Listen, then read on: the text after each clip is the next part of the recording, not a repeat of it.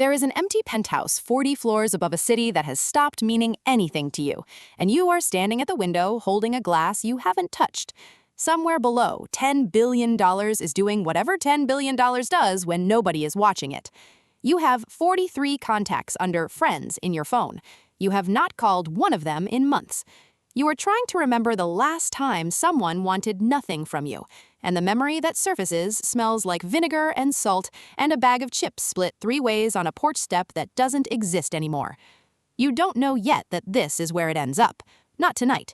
Tonight, you're 17, and you have $4, and none of it matters yet. The porch belongs to Rosa's mother, technically, but it belongs to the two of you every evening after 5. The concrete holds the day's heat long after the sun gives up on it.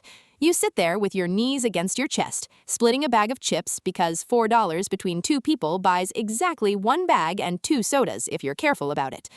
Rosa laughs with her whole face, no filter on it, the kind of laugh that makes strangers on the street smile without knowing why. There is a specific kind of joy here, cheap, unguarded, entirely free. The joy of being 17 with nothing to lose, because there is nothing yet to protect. When your mom's car gets repossessed on a Thursday, Rosa doesn't say anything performative. She doesn't post about it, doesn't make it a moment. She just shows up the next morning with her brother's old bike, tires half flat, and says, "It's ugly, but it works." And that's the whole conversation. Nobody is comparing anything here. Nobody is keeping score. This is, you will understand only decades later, looking back with the particular clarity that only distance provides, the last time a friendship existed without a single calculation running underneath it. You don't know that yet. You just know the chips are good and the porch is warm and Rosa is laughing. And for now, that is the entire world. The first real paycheck arrives like a small parade, direct deposit, an actual number with commas in it, $968 every 2 weeks. There's a genuine thrill to it, the specific excitement of being 19 and suddenly employed, buying a coffee without doing math first, feeling like an adult wearing a costume that almost fits. Rosa's job at the call center pays $34,000, slightly ahead of you, and you both notice it the way you notice a hairline crack in a windshield. Not urgent, not even unpleasant, just there. You split a $340 grocery bill at a diner built for exactly this tier of life, and there's a half-second pause where you both silently do the tip math before either of you says anything out loud. It's nothing. It's fine. Rosa still calls at midnight when her car won't start, and you still drive over in whatever you're driving that year. But you've started keeping a mental ledger you didn't have at 17, and neither of you names it. Somewhere underneath the excitement of a first real paycheck, something small and quiet has started keeping score. Owen enters here, a coworker turned friend, sharp jokes, generous with his time when you're both making comparable money.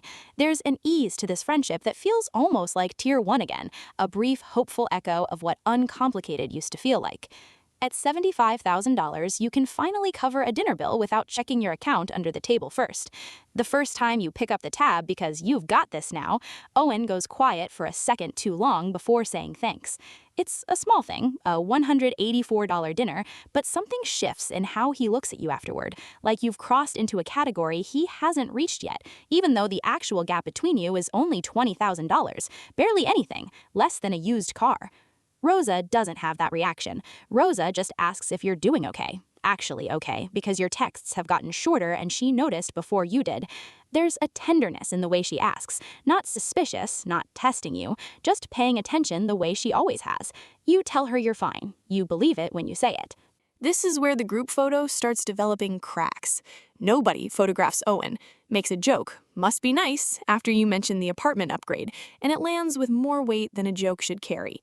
He says a version of it twice more over the next 2 months, each time smaller and colder than the last, until the joke isn't really a joke anymore, just a wall built 1 brick at a time. There's a real sadness in this tier, quiet and slow, the kind that doesn't announce itself. You lose Owen's easy company gradually enough that you can almost pretend it isn't happening. By the time you notice, it already has. Bianca appears around now. New coworker, effortlessly warm, always free on short notice, always impressed by things. Your new furniture, your title, a $1,200 watch you bought yourself as a private made-it purchase nobody else was supposed to notice. She notices. She always notices. She never asks about your bad days, she asks about your good ones, specifically the ones with numbers attached, and there's an excitement to her attention that feels good before it feels hollow. Rosa meets Bianca once at a birthday dinner and says almost nothing about her afterward, except she asked what your rent was before she asked your name. You laugh it off. You don't know yet that you'll remember that sentence for years, turning it over like a stone worn smooth from handling. Net worth crosses $500,000, and the guest list quietly starts curating itself, without your permission, almost without your notice. You start seeing, with uncomfortable clarity, who shows up to celebrate and who shows up to ask. Desmond, a friend from Tier 2, texts out of nowhere after 2 years of silence, warm, nostalgic, asking about old times, and for one genuine moment, you're happy to hear from him, genuinely excited, remembering good nights and easier years. 4 messages later, there's a number attached, $8,000 for a temporary situation, paid back as soon as things turn around. You send it. Of course you send it. Hope is a hard habit to break, even when you've seen this pattern before. Of course, he doesn't pay it back. The friendship doesn't survive the unpaid balance so much as the silence that follows it. No confrontation, no clean ending, just a slow fade into nothing. And underneath the disappointment is something sadder, the specific grief of losing a person you'd hoped, right up until the last message, might actually just want to talk to you. The cashier at the grocery store doesn't know. The barista doesn't know. Bianca still doesn't know the actual number, only that it's bigger, and her attention has developed a temperature, warm and specific, like she's standing closer to a fire than to you.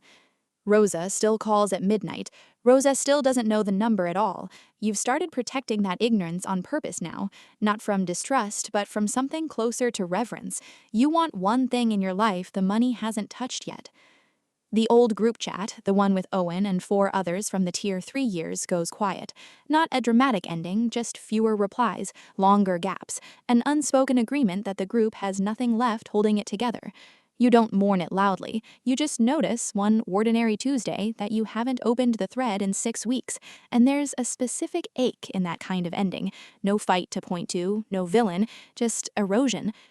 Callahan enters here, met through a business connection, wealthy in his own right, friendly in the specific way wealthy people are friendly with each other, warm, easy, transactional underneath the warmth, like a well-tailored suit.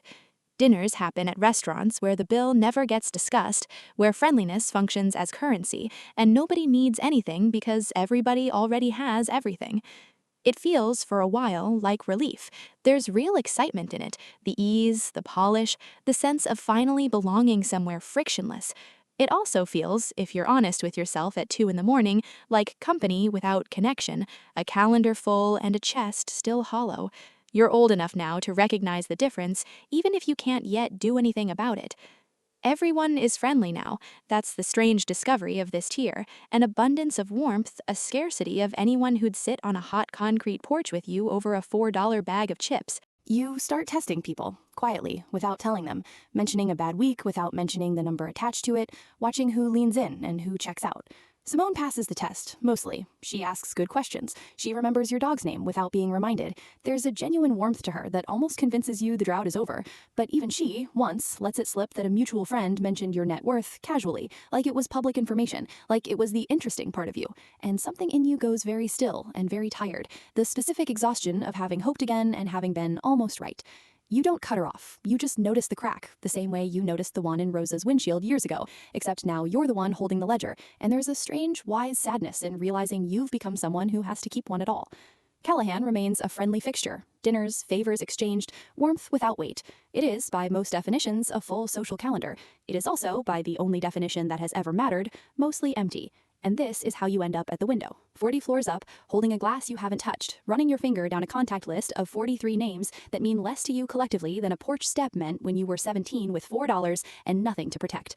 Rosa still calls. Not often, maybe 4 times a year now, both of you busier than either wants to admit, time moving the way it does once you're no longer young enough to waste it carelessly. But when she calls, she doesn't ask about the number. She asks if you're doing okay. Actually, okay. The same question she asked at $75,000, worded almost exactly the same way, like no amount of zeros ever changed what she was actually checking on. You call her back that night, not the next morning, that night, from the window, glass still untouched, hand a little unsteady on the phone. She picks up on the second ring, and for a second, neither of you says anything, and then she laughs, that same whole-face laugh from the porch, unchanged by 20 years and $10 billion, and asks if you remember the bag of chips. You do. You remember exactly how they tasted. Salt and vinegar, split 3 ways when it should have only stretched to 2, because that was Rosa, making $4 cover more than $4 should. There's a wave of nostalgia so sharp it nearly buckles you, standing there in a penthouse that cost more than every year of your childhood combined, missing a porch that doesn't exist anymore more than you've missed anything money could replace. You tell her you're sending her something, a real thank you, decades overdue. She goes quiet the way Owen once went quiet over a $184 dinner, except this silence means something entirely different. This one means she almost doesn't want to take it, because taking it was never the point, was never once the point, not on the porch and not now. The city is still doing whatever the city does, 40 floors below, indifferent as always. The $10 billion is still just a number on a screen somewhere, weightless in the way that all large numbers eventually become weightless. But for the first time in longer than you can measure, the ledger in your head goes quiet, and what's left standing in the silence after is the one friendship that was never running any numbers at all, the one thing wealth found, tested, and, against every audit created, did not manage to take.